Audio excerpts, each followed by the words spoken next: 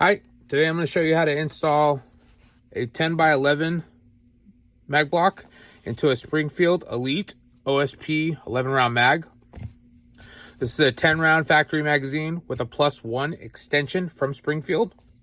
Going to take a punch in the locking plate, remove the floor plate, set that aside.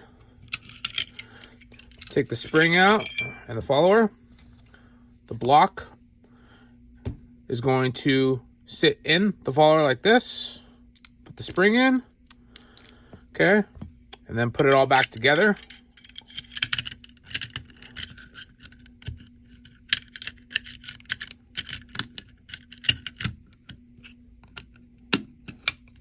Okay, make sure the locking plate is seated correctly.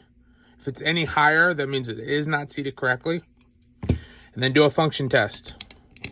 Making sure that it is holding 10 rounds true.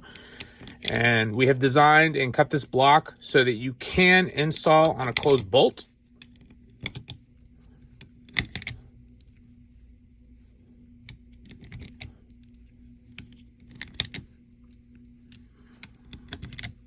Okay, 10th round goes in. And you'll see that there is just a little bit of movement so that you can install on a closed bolt.